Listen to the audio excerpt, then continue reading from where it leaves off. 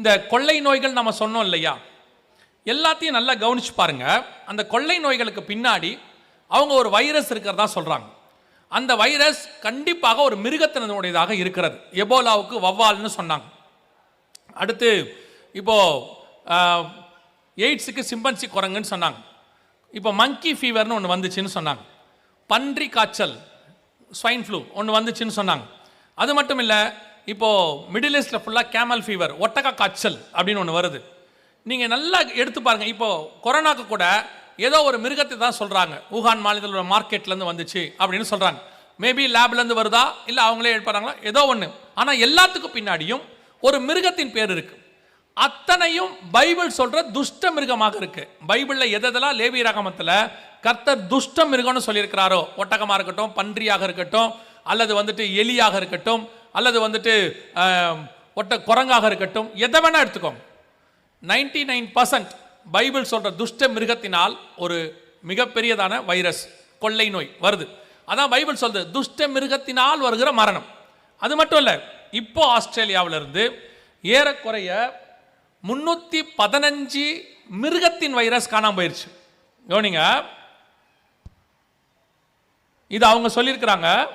ஆஸ்திரேலியாவிலிருந்து கிட்டத்தட்ட 315 வைரஸ் காணோன்னு சொல்லியிருக்கிறாங்க.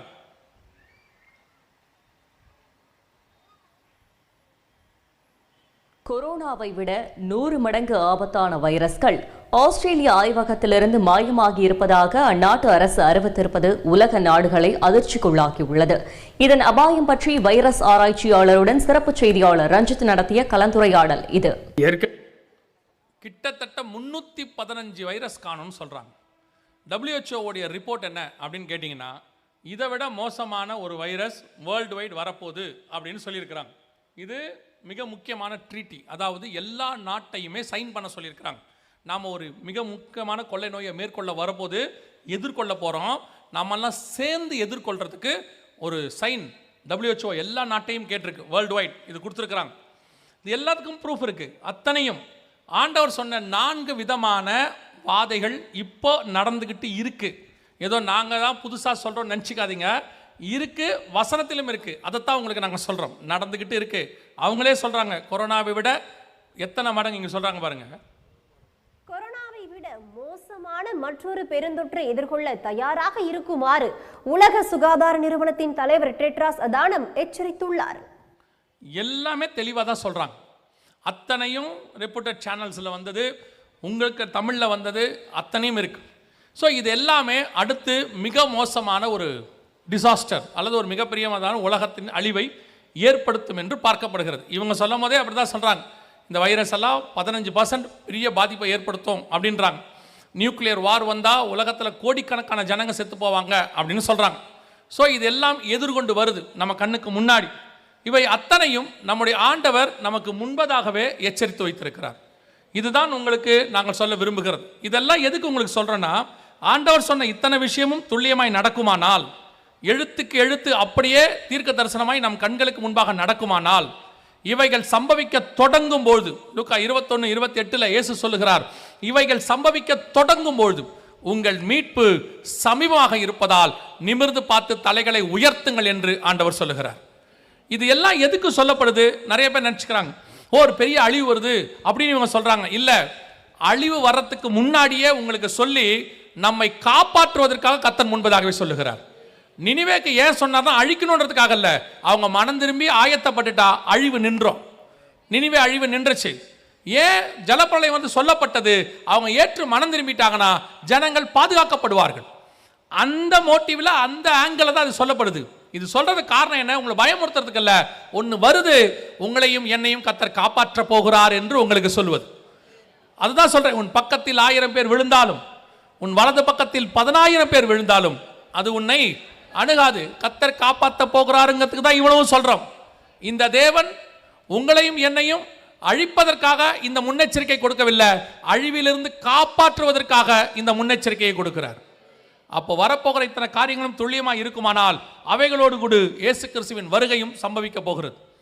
நிறைய வாய்ப்பு இருக்கிறது. அவர் வரும் நாளாகிலும் நாளிகையாகிலும் பிதா ஒருவரை தவிர மற்ற ஒருவனும் அறியான்னு இருக்கு. அதனால் அவர் எப்போ வருவான்னு தெரியாது. ஆனால் இவைகள்லாம் வருகைக்கான அடையாளங்கள். கண்களுக்கு முன்பாக நடக்குது. இப்போ நாம் இதிலிருந்து இந்த வருகையில் போகிறதுக்கு என்ன செய்யணும் அதை மட்டும் சொல்லிட்டு 5 நிமிஷத்தில் நான் ஜெபிக்க தொடங்கி விடுவேன். முதலாவதாக, இயேசு கிறிஸ்துவின் ரத்தத்தினாலே பாவ மன்னிப்பின் நிச்சயத்தை நீங்கள் பெற்றிருக்க வேண்டும். இயேசு என் பாவத்தை மன்னிச்சாருங்கிற நிச்சயம் இருக்கணும்.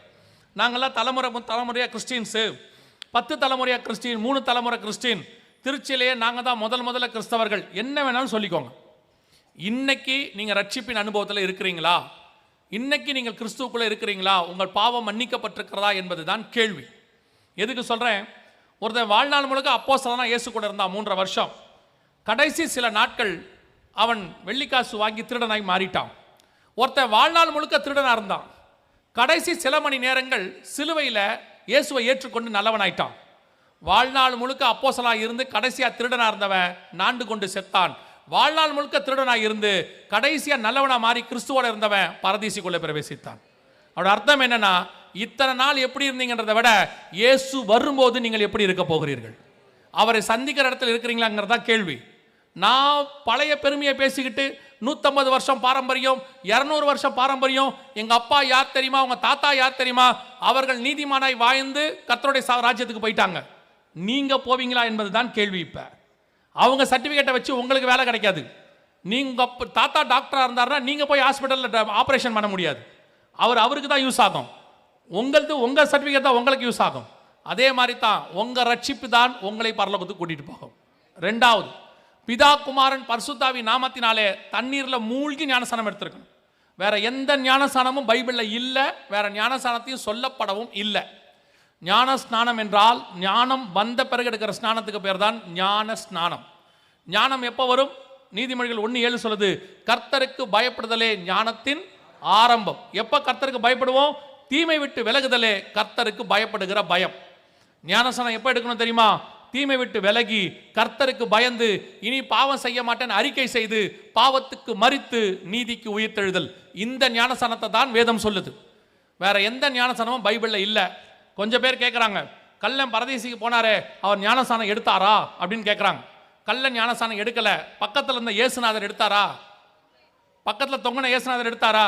உங்களுடைய சாட்சி இயேசுநாதரை பார்த்தா கள்ளனை பார்த்தா? நீங்கள் கள்ளனாக இருந்தால் கள்ளனையே பாருங்க, நல்லவனாக இருந்தால் இயேசுநாதரை பாருங்க. அவ்வளோ பெரிய இயேசுநாதர் எடுத்திருக்காரு, அது பெருசாக தெரியல.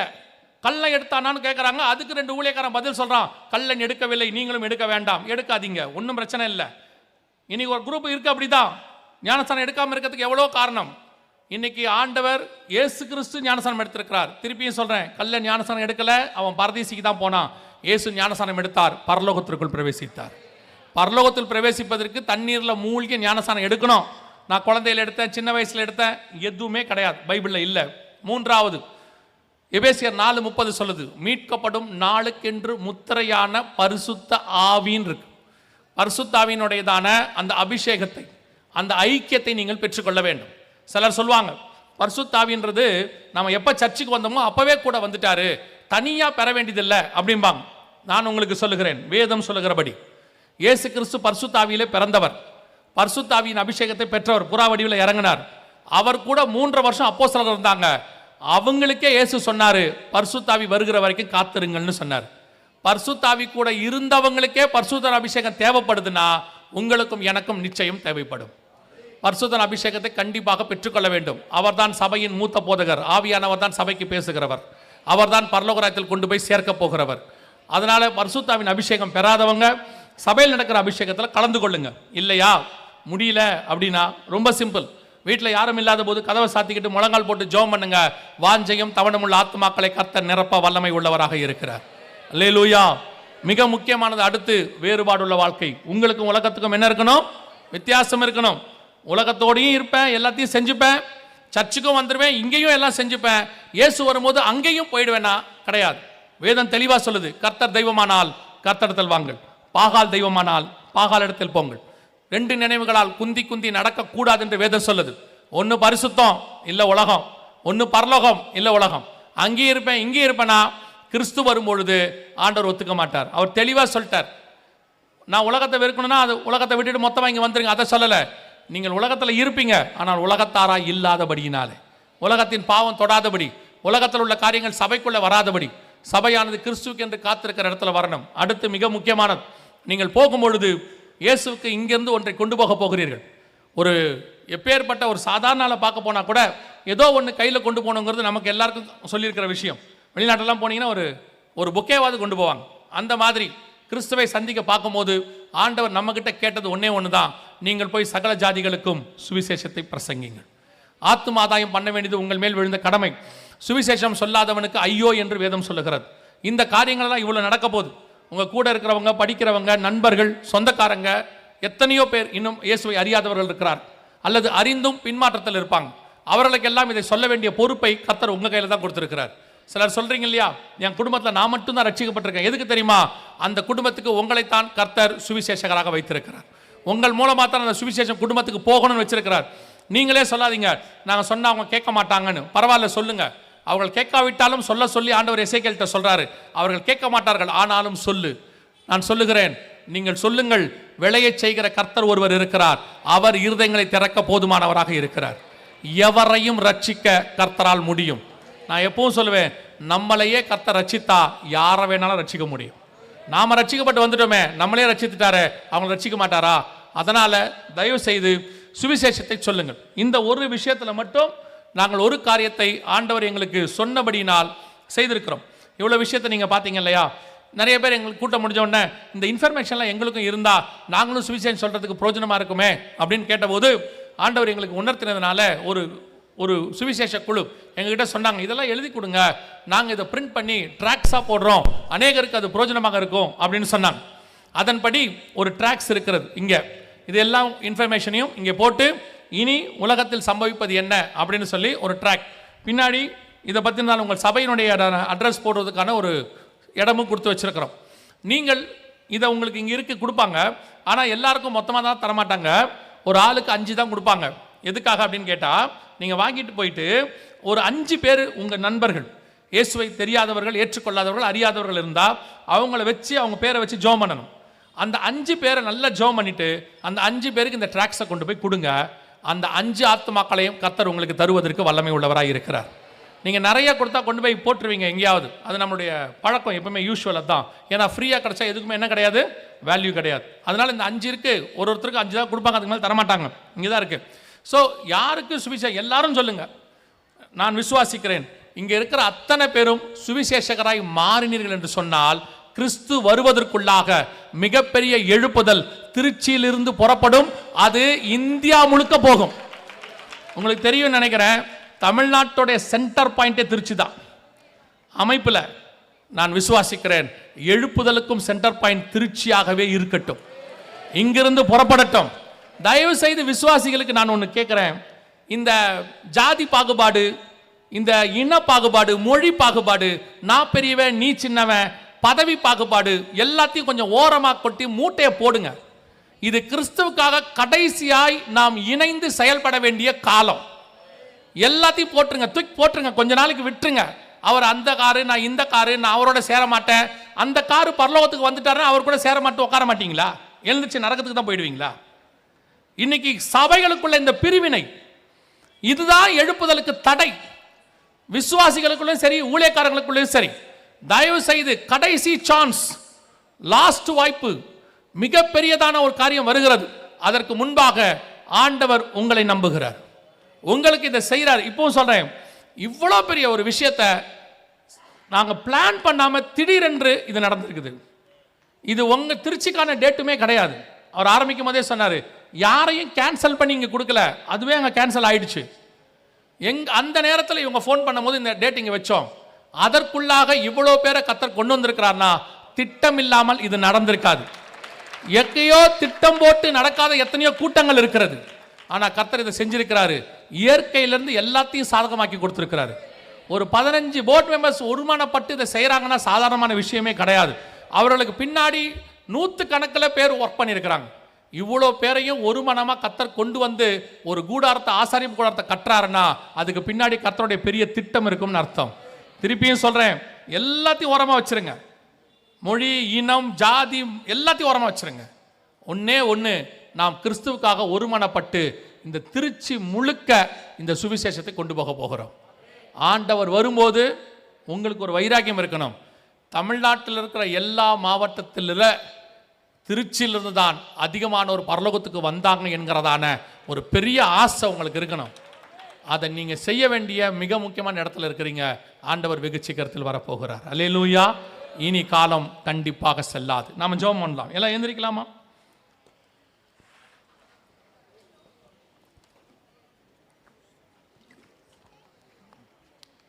சரியா 5 நிமிஷம் மட்டும் நான் ஜெபம் பண்ணி முடிச்சிருவேன். நீங்கள் உண்மையிலேயே ஏறக்குறைய 1.5 மணி நேரத்துக்கு மேலே உட்காந்துருக்கிறீங்க. 1.25 மணி நேரம். உண்மையிலே கர்த்தர் உங்களை ஆசீர்வதிப்பார். இன்னும் 5 நிமிஷம் மட்டும் நம்ம ஜெபம் பண்ணிடலாமா? ஒரு வேளை பஸ்ஸு கிடைக்காது போகணுங்கிறவங்க நீங்கள் போங்க, முடியுன்றவங்க எல்லாம் இருந்து ஜெபம் பண்ணிட்டு போவோம். எல்லாம் கண்களை மூடுவோம். ஒரே ஒரு காரியம்தான் வேதம் சொல்லுகிறது. அவர் வரும்பொழுது உன் தேவனை சந்திக்க நீ ஆயத்தப்படு. அப்படிதான் ஆண்டவர் சொல்றார். உன் தேவனை சந்திக்க நீ ஆயத்தப்படு. நம்மை நாமே நிதானித்து அறிந்தோமானால் நாம் நியாயம் தீர்க்கப்படும். கிறிஸ்துவை சந்திக்கிற இடத்தில் நாம் இருக்கிறோமா? நம்ம ஆவி ஆத்மா சரீரம் கிறிஸ்துவுக்கு முன்பாக எப்படி இருக்கிறது? இதை மட்டும் ஒரே ஒரு நிமிஷம் ஆராய்ந்து பாருங்க. வேற எதுவும் வேண்டாம். இப்போ எதுவும் செய்ய வேண்டாம். யாரும் எதுவும் செய்ய வேண்டாம். கண்களை மூடி இந்த கிறிஸ்து வரும்போது அவரை சந்திக்கிற இடத்தில் நாம் இருக்கிறோமா? சந்திக்க முடியுமா? நீங்கள் யாருன்னு உங்களுக்கு தெரியும், கிறிஸ்துவுக்கு தெரியும். மற்றவங்களை பற்றி கவலை இல்லை. இங்கே தீர்க்க தரிசனம் கிடையாது, எதுவும் கிடையாது. ஆனால் உங்களுக்கு தெரியும் நீங்கள் யாருன்னு. அப்படி ஒருவேளை உங்களுக்குள்ளேயே நான் இன்னும் ஆயத்தப்படலை, எனக்குள்ளே இன்னும் சில காரியங்கள்லாம் ஆயத்தப்படாமல் இருக்குது, அவர் வந்தால் நான் அவரை சந்திக்க முடியாது அப்படின்னு தோணுச்சுன்னா இப்போது ஆயத்தப்படுறதுக்கான ஒரு நிமிஷம் இதுதான். பாவங்களை அறிக்கை செய்து விட்டு விடுவானாகில் அவன் தேவனிடத்தில் இரக்கம் பெறுவான்னு வேதம் சொல்லுது. நாம் ஜெபிக்க போகிறோம். ஒரே ஒரு நிமிஷம் கண்ணில் மூடி ஒருவேளை என்ன காரியமாக இருந்தாலும் ஒப்பு கொடுங்க. இயேசு கிறிஸ்துவின் ரத்தம் சகல பாவங்களையும் மன்னிக்கும். ஒருவேளை நீங்கள் இயேசு அறியாதவங்களாக இருந்து இந்த காரியங்கள்லாம் கேட்டுட்டு நானும் என் குடும்பமும் இந்த வருகையில் வரப்போகிற அழிவிலிருந்து தப்பிச்சு இயேசுவோட போகணும் ஆசைப்பட்டீங்கன்னா ஆண்டவர் உங்ககிட்ட வேற ஒன்றையுமே கேட்கல. அவர் மனம் திரும்புங்கள், பரலோகராஜ்யம் சமீபமாக இருக்குது என்று சொன்னார். நீங்கள் செய்ய வேண்டியது ஒன்றே ஒன்று தான். கண்களை மூடி இயேசுவே என் உள்ளத்தில் வாரும், என் பாவத்தை மன்னியும், உம்முடைய பிள்ளையாய் என்னை ஏற்றுக்கொள்ளும். இதை நீங்கள் உண்மையாக சொல்லும்போது கர்த்தர் உங்கள் பாவங்களை மன்னித்து தம்முடைய பிள்ளையாய் உங்களை ஏற்றுக்கொள்ள வல்லமை உள்ளவராய் இருக்கிறார். ஒரு நிமிஷம் மட்டும் எடுத்துப்போமா? எல்லா கண்களையும் மூடி அமைதியாய் இந்த நேரத்தில் ஒரு கேள்வியை கேட்டு நான் ஜெபித்து முடிக்க விரும்புகிறேன். நான் தண்ணீரில் மூழ்கி இன்னும் ஞானஸ்நானம் எடுக்கவில்லை. இதுவரைக்கும் அப்படியே தள்ளி போட்டுட்டே வந்துட்டேன். ஆனால் ஆண்டவர் இன்னைக்கு எனக்கு உணர்த்திட்டாரு, வருகிற நாட்கள் மிக கொடிதாக இருக்கிறது. நான் இவைகளுக்கு தப்பி மனுஷகுமாரனுக்கு முன்பாக நிற்க பாத்திரவனாக இருக்கும்படி என்னை ஒப்பு கொடுக்குறேன், தண்ணியில் மூழ்கி ஞானஸ்நானம் எடுக்க நான் ஒப்பு கொடுக்குறேன் அப்படின்னு சொல்கிறவங்க மட்டும் உங்கள் வலது கரத்தை உயர்த்துங்க. நான் உங்களுக்காக ஜெபிக்க போகிறேன். முதலாவதாக ஞானஸ்நானத்துக்கு ஒப்பு கொடுக்குறவங்க வேறு யார் இருக்கிறீங்க? நன்ற கரங்களை உயர்த்திங்க பார்ப்போம். உங்களுக்காக தான் நாங்கள் ஜெபம் பண்ண போகிறோம். அநேகருடைய கரங்கள் உயர்ந்திருக்கிறது. இந்த கரங்களை உயர்த்தி இருக்கிறவங்களுக்கு நான் சொல்கிறேன், உங்கள் சபையில் தண்ணியில் மூழ்கி ஞானஸ்நானம் கொடுப்பாங்கன்னா அங்கே போய் எடுத்துடுங்க. உங்கள் பாஸ்டர்கிட்ட போய் சொல்லி நான் இந்த மாதிரி ஒப்பு கொடுத்தேன், எனக்கு ஞானஸ்நானம் வேணும்னு சொல்லுங்கள். அவர்கள் எடுக்கிறதுக்கு என்ன செய்யணுமோ அதை சொல்லுவார்கள். ஒருவேளை எங்கள் சபையில் அப்படிலாம் தரமாட்டாங்க, தொட்டியெல்லாம் தரமாட்டாங்க, தண்ணியில் முழுக்க மாட்டாங்க அப்படின்னு சொன்னால் அப்படிப்பட்டவங்க மட்டும் கூட்டம் முடிஞ்ச உடனே முன்னாடி வந்து இங்கே இருக்கிற ஊழியக்காரங்களை பாருங்கள், அவங்க அதை எடுக்கிறதுக்கு என்ன செய்யணும்னு உங்களுக்கு சொல்லுவாங்க. கரங்களை கீழே போடுவோம். நாம் ஜெபிக்க போகிறோம். முடிஞ்ச உடனே வந்து அப்படிப்பட்டவங்க மட்டும் பாருங்கள். கர்த்தர் இந்த 2 நாளும் என்னோடு இடைப்பட்டிருக்கிறார். கிறிஸ்துவின் வருகை சமீபம்னு நல்லா தெரிஞ்சிருச்சு. நானும் என் வீட்டாரும் இந்த வருகையில் பிரவேசிக்கணும். இனி ஒவ்வொரு நாளும் ஆயத்தப்பட போகிறோம். இனி குடும்ப ஜெபம் ஆரம்பிக்க போகிறோம். இனி உலகத்துக்கு 2வது, கிறிஸ்து 1வது. எல்லாமே இனி 2வது. கிறிஸ்துவுக்கு தான் ஃபர்ஸ்ட் ப்ரிஃபரன்ஸ். எப்படியாவது அவர் வரும்போது அவரை சந்திக்கிற கூட்டத்தில் நான் இருக்க வேண்டும். அப்படி உண்மையிலேயே தீர்மானம் பண்ணுறவங்க, விரும்புகிறவங்க எல்லாம் உங்கள் கரங்களை ஆண்டவருக்கு நேராக உயர்த்தி ஒரு ஜெபம். ஆண்டவரே, நீர் வரும்பொழுது நாங்கள் அந்த வருகையில் பிரவேசிக்கிறவர்களாய் காணப்பட வேண்டும். ஆண்டவர் ஒப்பு கொடுப்போமா? கண்களை மூடி உண்மையாக நீங்கள் ஜெபம் பண்ணுங்க. கர்த்தர் இந்த ஜெபத்துக்கு பதில் கொடுக்க வல்லமை உள்ளவராய் இருக்கிறார். சர்வ வல்லமை உள்ள எங்கள் தகப்பனே, கரங்களை உயர்த்தி ஜெபிக்கிற ஒவ்வொருத்தருக்காய் நாங்கள் ஜெபிக்கிறோம். நாங்கள் கரங்களை பார்க்கிறோம், நீர் இருதயத்தை பார்க்கிறீர். ஆண்டவரே, இந்த கூட்டம் அப்படியே, இந்த திரள் கூட்டம், இந்த கிரவுண்டு முழுக்க நிரம்பி இருக்கிற இந்த கூட்டம் அப்படியே ஒரு நிமிஷத்தில், ஒரு இமைப்பொழுதில் மறுரூபமாகி நீர் வரும்பொழுது பரலோகத்துக்குள் பிரவேசிப்பது எத்தனை சந்தோஷம் ஆண்டவரே! எப்படி இருக்கும் ஆண்டவரே! கர்த்தர் நீர் அப்படி செய்ய போற தயவுக்காக ஸ்தோத்திரம். இங்கே வந்தவங்க ஒருத்தரும் கைவிடப்பட்டவங்களா இராதபடி ஒவ்வொரு நாளும் ஆயத்தப்பட்டு குடும்பமாய் உள்ளே பிரவேசிக்க கிருபை பாராட்டும். ஆண்டவரே, இந்த குடும்பங்களில் ரட்சிக்கப்படாமல் இருக்கிறவர்களுக்காக நாங்கள் செபிக்கிறோம். சீக்கிரத்தில் அவர்களும் ரட்சிப்பின் அனுபவத்துக்குள்ளே வர கர்த்தர் கிருபை தருவீராக. ஞானஸ்நானத்துக்கு ஒப்பு கொடுத்த பிள்ளைகளுக்காய் ஸ்தோத்திரம். சீக்கிரத்தில் எடுக்க கர்த்தர் கிருபை தாரும். ஆசீர்வதியும், வழி நடத்தும்.